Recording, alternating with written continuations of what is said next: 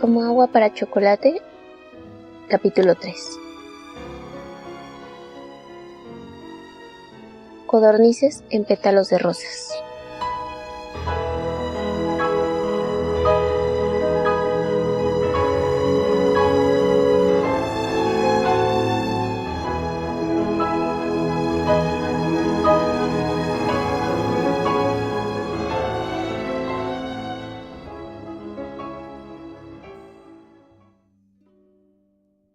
Ingredientes: 12 rosas de preferencia rojas, 12 castañas, 2 cucharadas de mantequilla, 2 cucharadas de fécula de maíz, 2 gotas de esencia de rosas, 2 cucharadas de anís, 2 cucharadas de miel, 2 ajos, 6 codornices y una pitaya. Manera de hacerse. Se desprenden con mucho cuidado los pétalos de las rosas, procurando no pincharse los dedos, pues aparte de que es muy doloroso el piquete, los pétalos pueden quedar impregnados de sangre y esto, aparte de alterar el sabor del platillo, puede provocar reacciones químicas por demás peligrosas. Pero Tita era incapaz de recordar este pequeño detalle ante la intensa emoción que experimentaba al recibir un ramo de rosas de mano de Pedro.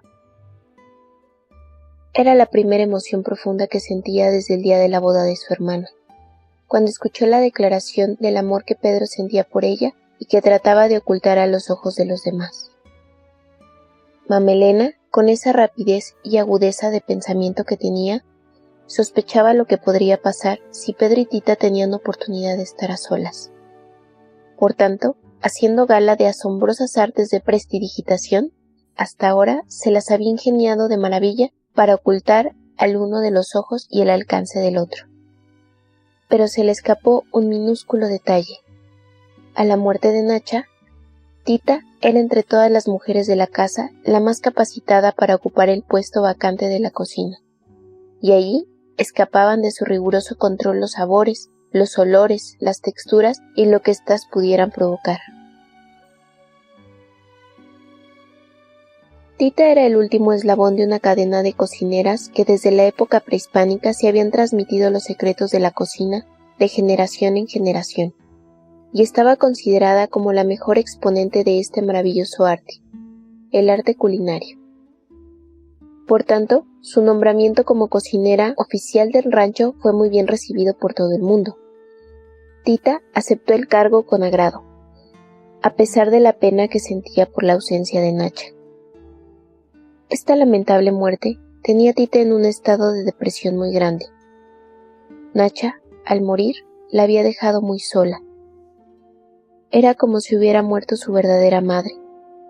Pedro, tratando de ayudarla a salir adelante, pensó que sería un buen detalle llevarle un ramo de rosas al cumplir su primer año como cocinera del rancho. Pero Rosaura, que esperaba a su primer hijo, no opinó lo mismo, y en cuanto lo vio entrar con el ramo en las manos y dárselo a Tita en vez de a ella, abandonó la sala presa de un ataque de llanto. Mamelena, con solo una mirada, le ordenó a Tita salir de la sala y deshacerse de las rosas. Pedro se dio cuenta de su osadía bastante tarde, pero Mamelena, lanzándole la mirada correspondiente, le hizo saber que aún podía reparar el daño causado. Así que, pidiendo una disculpa, salió en busca de Rosaura. Tita apretaba las rosas con tal fuerza contra su pecho que, cuando llegó a la cocina, las rosas, que en un principio eran de color rosado, ya se habían vuelto rojas por la sangre de las manos y el pecho de Tita. Tenía que pensar rápidamente qué hacer con ellas. Estaban tan hermosas. No era posible tirarlas a la basura. En primera, porque nunca antes había recibido flores, y en segunda porque se las había dado Pedro.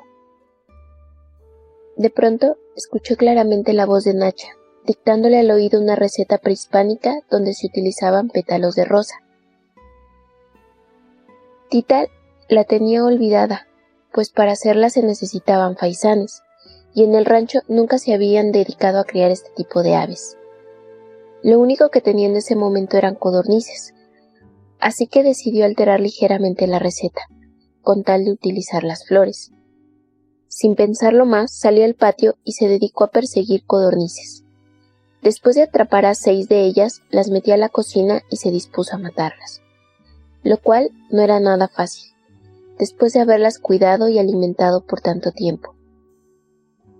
Tomando una gran respiración, agarró a la primera y le retorció el pescuezo como había visto a Nacha hacerlo tantas veces, pero con tan poca fuerza que la pobre codorniz no murió, sino que se fue quejando lastimeramente por toda la cocina, con la cabeza colgando de lado. Esta imagen la horrorizó. Comprendió que no se podía ser débil en esto de la matada. O se hacía con firmeza o solo se causaba un gran dolor. En ese momento, pensó en lo bueno que sería tener la fuerza de Mamelena. Ella mataba así, de tajo, sin piedad. Bueno, aunque pensándolo bien, no. Con ella había hecho una excepción. La había empezado a matar desde niña, poco a poquito.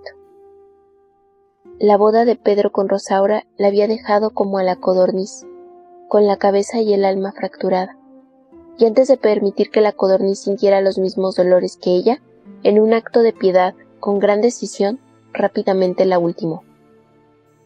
Con las demás todo fue más fácil.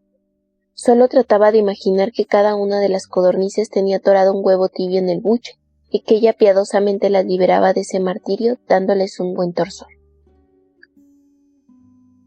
Cuando niña, muchas veces deseó morir antes que desayunar el consábido y obligatorio huevo tibio. Mamelena la obligaba a comerlo. Ella sentía que el esófago se le cerraba fuerte, muy fuerte, incapaz de poder deglutir alimento alguno, hasta que su madre le propinaba un coscorrón que tenía el efecto milagroso de desbaratarle el nudo en la garganta, por la que entonces se deslizaba el huevo sin ningún problema. Ahora se sentía más tranquila y los siguientes pasos los realizó con gran destreza. Tal parecía que era la misma Nacha, la que en el cuerpo de Tita realizaba todas esas actividades: desplumar las aves en seco, sacarle las vísceras y ponerlas a freír. Después de desplumadas y vaciadas las codornices, se les recogen y atan las patas, para que conserven una posición graciosa mientras se ponen a dorar en la mantequilla, espolvoreadas con pimienta y sal al gusto. Es importante que se desplume a las codornices en seco, pues al sumergirlas en agua hirviendo altera el sabor de la carne. Este es uno de los innumerables secretos de la cocina que solo se adquieren con la práctica. Como Rosaura no había querido participar en las actividades culinarias desde que se quemó las manos en el comal, lógicamente ignoraba este y muchos otros conocimientos gastronómicos. Sin embargo, quién sabe si por querer impresionar a Pedro, su esposo, o por querer establecer una competencia con Tita en sus terrenos, en una ocasión intentó cocinar. Cuando Tita amablemente quiso darle algunos consejos, Rosaura se molestó enormemente y le pidió que la dejara solas en la cocina. Obviamente el arroz se le batió, la carne se le saló y el postre se le quemó. Nadie en la mesa se atrevió a mostrar ningún gesto de desagrado, pues Mamelena, a manera de sugerencia, había comentado: «Esta es la primera vez que Rosaura cocina. Yo opino que no lo hizo tan mal. ¿Qué opina usted, Pedro?» Pedro, haciendo un soberano esfuerzo, respondió sin ánimo de lastimar a su esposa: «No, para ser la primera vez no está mal». Por supuesto, esa tarde toda la familia se enfermó del estómago. Fue una verdadera tragedia. Claro que no tanta como la que se suscitó en el rancho ese día. La fusión de la sangre de Tita con los pétalos de las rosas que Pedro le había regalado resultó ser de lo más explosiva. Cuando se sentaron a la mesa, había un ambiente ligeramente tenso. Pero no pasó a mayores hasta que se sirvieron las codornices. Pedro, no contento con haber provocado los celos de su esposa, sin poderse contener, al saborear el primer bocado del platillo exclamó, cerrando los ojos con verdadera lujuria: «Este es un placer de los dioses». Mamelena, aunque reconocía que se trataba de un guiso verdaderamente exquisito, molesta por el comentario, dijo: «Tiene demasiada sal». Rosaura, pretextando náuseas y mareos, no pudo comer más que 3 bocados. En cambio, a Gertrudis algo raro le pasó. Parecía que el alimento que estaba ingiriendo producía en ella un efecto afrodisíaco, pues empezó a sentir que un intenso calor le invadía las piernas. Un cosquilleo en el centro de su cuerpo no la dejaba estar correctamente sentada en su silla. Empezó a sudar y a imaginar que se sentiría ir sentada al lomo de un caballo, abrazada por un villista, uno de esos que había visto una semana antes entrando a la plaza del pueblo, oliendo a sudor, a tierra, a amaneceres de peligro e incertidumbre, a vida y a muerte. Ella iba al mercado en compañía de Chencha, la sirvienta, cuando lo vio entrar por la calle principal de Piedras Negras. Venía al frente de todos, obviamente capitaneando a la tropa. Sus miradas se encontraron y lo que vio en los ojos de él la hizo temblar. Vio muchas noches junto al fuego deseando la compañía de una mujer a la cual pudiera besar, una mujer a la que pudiera abrazar, una mujer como ella. Sacó su pañuelo y trató de que junto con el sudor se fueran de su mente todos esos pensamientos pecaminosos. Pero era inútil, algo extraño le pasaba. Trató de buscar apoyo en Tita, pero ella estaba ausente. Su cuerpo estaba sobre la silla, sentado, y muy correctamente, por cierto, pero no había ningún signo de vida en sus ojos. Tal parecía que en un extraño fenómeno de alquimia, su ser se había disuelto en la salsa de las rosas, en el cuerpo de las codornices, en el vino y en cada uno de los olores de la comida. De esta manera, penetraba en el cuerpo de Pedro, voluptuosa, aromática, calurosa, completamente sensual. Parecía que habían descubierto un código nuevo de comunicación, en el que Tita era la emisora, Pedro el receptor, y Gertrudis la afortunada con quien se sintetizaba esta singular relación sexual, a través de la comida. Pedro no opuso resistencia. La dejó entrar hasta el último rincón de su ser sin poder quitarse la vista el uno del otro. Le dijo: «Nunca había probado algo tan exquisito. Muchas gracias. Es que verdaderamente este platillo es delicioso. Las rosas le proporcionan un sabor de lo más refinado. Ya que se tienen los pétalos deshojados, se muelen en el molcajete junto con el anís. Por separado las castañas se ponen a dorar en el comal, se descascaran y se cuecen en agua. Después se hacen puré. Los ajos se pican finamente y se doran en la mantequilla cuando están acitronados. Se les agregan el puré de castañas, la pitaya molida, la miel, los pétalos de rosa y sal al gusto. Para que espese un poco la salsa se le puede añadir 2 cucharaditas de fécula de maíz. Por último, se pasan por un tamiz y se le agregan solo 2 gotas de esencia de rosas. No más, pues se corre el peligro de que quede muy olorosa y pasada de sabor. En cuanto esté sazonada, se retira del fuego. Las codornices solo se sumergen durante 10 minutos en esta salsa para que se impregnen de sabor y se sacan. El aroma de la esencia de rosas es tan penetrante que el molcajete que se utilizaba para moler los pétalos quedaba impregnada por varios días. La encargada de lavarlo junto con los demás trastes que se utilizaban en la cocina era Gertrudis. Esta labor la realizaba después de comer, en el patio, pues aprovechaba para echar a los animales la comida que había quedado en las ollas. Además, como los trastes de la cocina eran tan grandes, los lavaba mejor en el fregadero. Por el día de las codornices, no lo hizo. Le pidió de favor a Tita que lo hiciera por ella. Gertrudis realmente se sentía indispuesta. Sudaba copiosamente por todo el cuerpo. Las gotas que le brotaban eran de color rosado y tenían un agradable y penetrante olor a rosas. Sintió una imperiosa necesidad de darse un baño y corrió a prepararlo. En la parte trasera del patio, junto a los corrales y el granero, Mamelena había mandado instalar una regadera rudimentaria. Se trataba de un pequeño cuarto construido con tablones unidos solo que entre uno y otro quedaban hendiduras lo suficientemente grandes como para ver, sin mayor problema, al que estuviera tomando el baño. De cualquier manera, fue la primera regadera de la que el pueblo tuvo noticia. La había inventado un primo de Mamelena que vivía en San Antonio, Texas. Tenía una caja como a 2 metros de altura con capacidad para 40 litros, a la cual se le tenía que depositar el agua con anterioridad, para que pudiera funcionar utilizando la fuerza de gravedad. Costaba trabajo subir las cubetas llenas de agua por una escalera de madera, pero después era una delicia solo abrir una llave y sentir correr el agua por todo el cuerpo de un solo golpe, y no en abonos, como sucedía cuando uno se bañaba a jicarazos. Años después, los gringos le pagaron una bicoca al primo por su invento y lo perfeccionaron. Fabricaron miles de regaderas sin necesidad del mentado depósito, pues se utilizaron tubería para que funcionaran. Si Gertrudis hubiera sabido. La pobre subió y bajó como 10 veces cargando las cubetas. Estuvo a punto de desfallecer, pues este brutal ejercicio intensificaba el abrasador calor que sentía.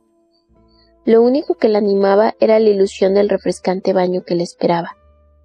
Pero desgraciadamente no lo pudo disfrutar, pues las gotas que caían de la regadera no alcanzaban a tocarle el cuerpo.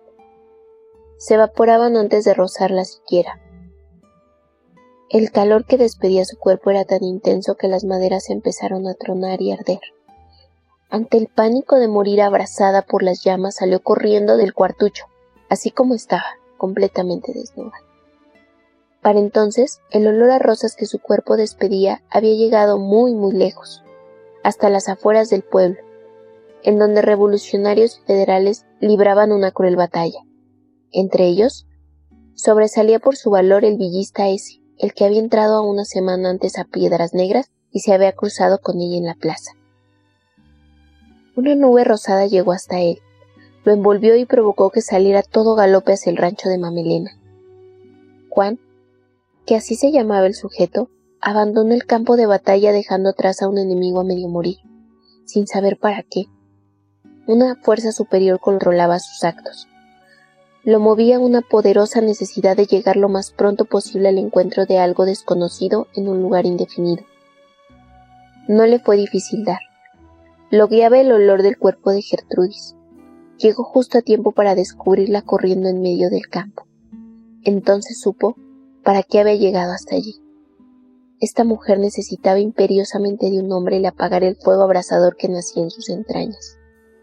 Un hombre igual de necesitado de amor que ella. Un hombre como él. Gertrudis dejó de correr en cuanto lo vio venir hacia ella. Desnuda como estaba, con el pelo suelto cayéndole hasta la cintura e irradiando una luminosa energía, representaba lo que sería una síntesis entre una mujer angelical y una infernal. La delicadeza de su rostro y la perfección de su inmaculado y virginal cuerpo contrastaban con la pasión y la lujuria que le salía atropelladamente por los ojos y los poros. Estos elementos, aunados al deseo sexual que Juan por tanto tiempo había contenido por estar luchando en la sierra, hicieron que el encuentro entre ambos fuera espectacular. Él, sin dejar de galopar, para no perder tiempo, se inclinó, la tomó de la cintura, la subió al caballo delante de él, pero acomodándola frente a frente, y se la llevó. El caballo, aparentemente siguiendo también órdenes superiores, siguió galopando como si supiera perfectamente cuál era su destino final, a pesar de que Juan le había soltado las riendas para poder abrazar y besar apasionadamente a Gertrudis. El movimiento del caballo se confundía con el de sus cuerpos mientras realizaban su primera copulación a todo galope y con alto grado de dificultad. Todo fue tan rápido que el escolta que seguía a Juan tratando de interceptarlo nunca lo logró. Decepcionados, dieron media vuelta y el informe que llevaron fue que el capitán había enloquecido repentinamente durante la batalla y que por esta causa había desertado del ejército. Generalmente esa es la manera en que se escribe la historia, a través de las versiones de los testigos presenciales, que no siempre corresponden a la realidad, pues el punto de vista de Tita sobre lo acontecido era totalmente diferente al de estos revolucionarios. Ella había observado todo desde el patio donde estaba lavando los trastes. No perdió detalle a pesar de que le interfería la visión una nube de vapor rosado y las llamas del cuarto de baño. A su lado, Pedro también tuvo la suerte de contemplar el espectáculo, pues había salido al patio por su bicicleta para ir a dar un paseo. Y como mudos espectadores de una película, Pedro y Tita se emocionaron hasta las lágrimas al ver a sus héroes realizar el amor que para ellos estaba prohibido. Hubo un momento, un solo instante en que Pedro pudo haber cambiado el curso de la historia. Tomando a Tita de la mano, alcanzó a pronunciar: Tita. Solo eso. No tuvo tiempo de decir más. La sucia realidad se lo impidió. Se escuchó un grito de Mamelena preguntando qué era lo que pasaba en el patio. Si Pedro le hubiera pedido a Tita huir con él, ella no lo hubiera pensado ni tantito, pero no lo hizo, sino que montando rápidamente en la bicicleta, se fue pedaleando su rabia. No podía borrar de su mente la imagen de Gertrudis corriendo por el campo completamente desnuda. Sus grandes senos bamboleándose de un lado a otro lo habían dejado hipnotizado. Él nunca había visto una mujer desnuda. En la intimidad con Rosaura no había sentido deseos de verle el cuerpo ni de acariciárselo. En estos casos siempre utilizaban la sábana nupcial que solo dejaba visibles las partes nobles de su esposa. Terminando el acto, se alejaba de la recámara antes de que ésta se descubriera. En cambio ahora, se había despertado en él la curiosidad de ver a Tita por largo rato así, sin ninguna ropa, indagando, husmeando, averiguando cómo era hasta el último centímetro de piel de su monumental y atractivo cuerpo. De seguro que se parecía al de Gertrudis, no en balde eran hermanas. La única parte del cuerpo de Tita que conocía muy bien, aparte de la cara y las manos, era el redondo trozo de pantorrilla que había alcanzado a verle en una ocasión. Ese recuerdo lo atormentaba por las noches. Qué antojo sentía de poner su mano sobre ese trozo de piel, y luego por todo el cuerpo tal y como había visto hacerlo al hombre que se llevó a Gertrudis. Con pasión, con desenfreno, con lujuria. Tita, por su parte, intentó gritarle a Pedro que le esperara, que se la llevara lejos, a donde los dejaran amarse, a donde aún no hubieran inventado reglas que seguir y respetar, a donde no estuviera su madre, pero su garganta no emitió ningún sonido. Las palabras se le hicieron nudo y se ahogaron unas a otras antes de salir. Se sentía tan sola y abandonada. Un chile en nogada olvidado en una charola después de un gran banquete no se sentiría peor que ella. ¿Cuántas veces sola en la cocina se había tenido que comer una de estas delicias antes de permitir que se le echara a perder? El que nadie se come el último chile de una charola generalmente sucede cuando la gente no quiere demostrar su gula, y aunque les encantaría devorarlo, nadie se atreve. Y es así como se rechaza un chile relleno que contiene todos los sabores imaginables: lo dulce del acitrón, lo picoso del chile, lo sutil de la nogada, lo refrescante de la granada. Un maravilloso chile en nogada, que contiene en su interior todos los secretos del amor, pero que nadie podrá desentrañar a causa de la decencia. Maldita decencia, maldito manual de Carreño. Por su culpa, su cuerpo quedaba destinado a marchitarse poco a poco, sin remedio alguno. Maldito Pedro, tan decente, tan correcto, tan varonil, tan amado. Si Tita hubiera sabido entonces que no tendría que pasar muchos años para que su cuerpo conociera el amor, no se hubiera desesperado tanto en este momento. El segundo grito de Mamelena la sacó de sus cavilaciones y la hizo buscar rápidamente una respuesta. No sabía qué era lo que le iba a decir a su mamá, si primero le decía que estaba ardiendo la parte trasera del patio, o que Gertrudis se había ido con un villista al lomo de caballo, desnuda. Se decidió por dar una versión en la cual los federales, a los que Tita aborrecía, habían entrado en tropel, habían prendido fuego a los baños y habían raptado a Gertrudis.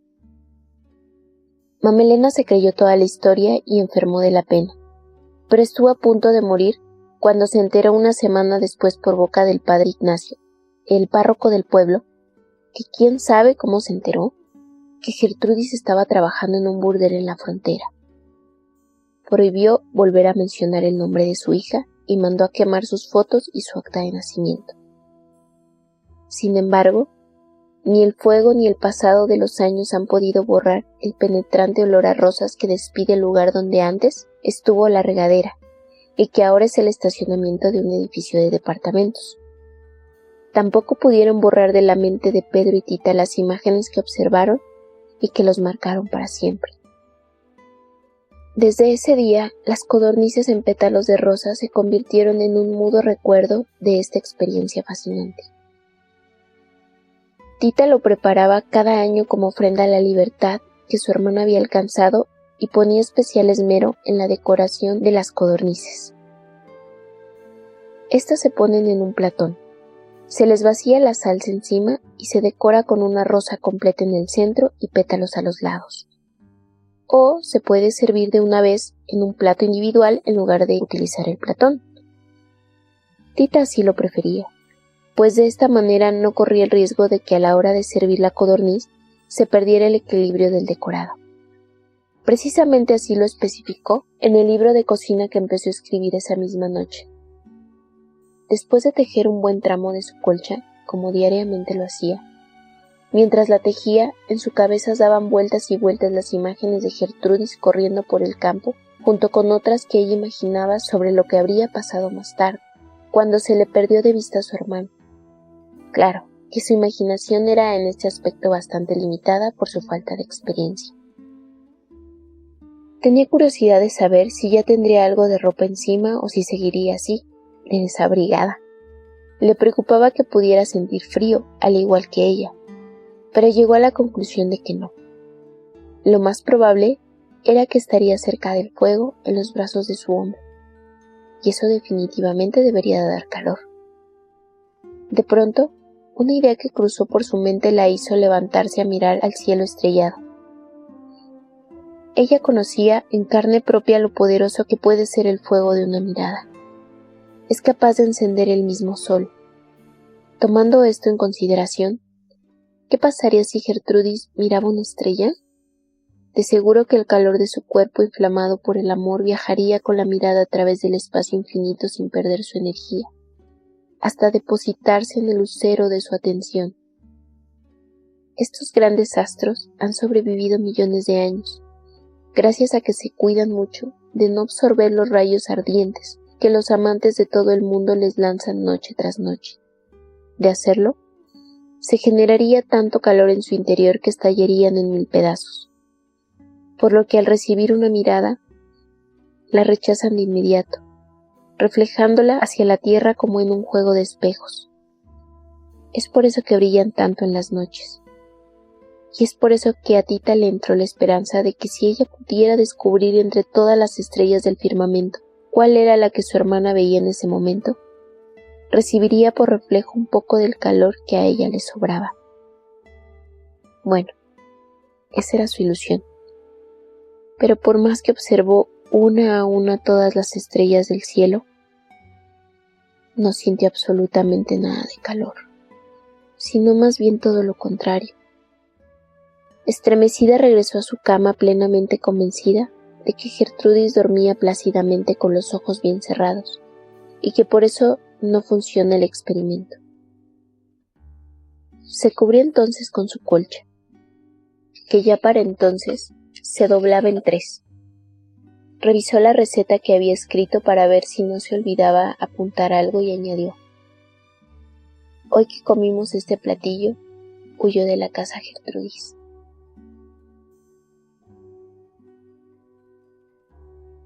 Continuará. Siguiente receta: mole de guajolote con almendras y ajonjolí.